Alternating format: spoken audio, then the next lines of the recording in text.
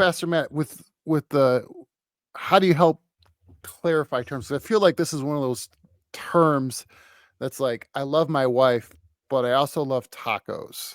I obviously don't love tacos like I love my wife, but I use the term interchangeably. Am I wrong here in thinking like I feel like the word hedonist here is kind of being misused for attention grabbing. Am I wrong here? I see what you're saying, Rob, but I actually disagree. Way back, like this is something that I think goes back into the history of Christianity. I could point to, A.W. Tozer. I could point to Augustine, going way back, like that I think have taught this along the lines. The thing is that people want to be happy. Blaise Pascal, who was himself a Christian philosopher who did more than just figure out triangles, that he was brilliant, and he said everyone makes decisions based on what will make them happy, even the person who takes their own life. You take your own life because you're not happy and you want to end that and be happier, okay?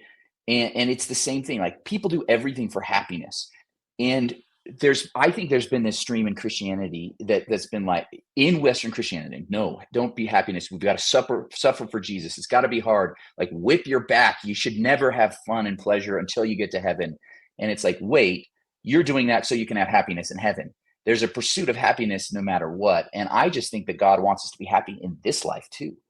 Even it says of Jesus, because we're supposed to follow him, it says in Hebrews 12:2, for the joy set before him, he endured the cross, scorning its shame. So there's a sense that there's joy ahead. And he knew that, yes, this sucks in the moment, but it's the truest happiness. And that's what I think. We got to pursue the truest happiness. I mean, it's like with anything, like, man, there's that Snickers bar that looks great. Donuts for me, man. Donuts are my temptation from Satan. Like, you give me a donut, like, I want to eat it.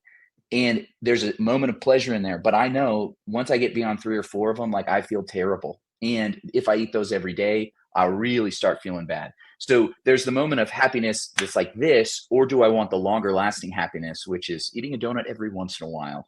And still taking care of my body and eating good so I don't get, really unhealthy. So I think that's what it is. It's like, let's pursue the happiness that's the best lasting happiness.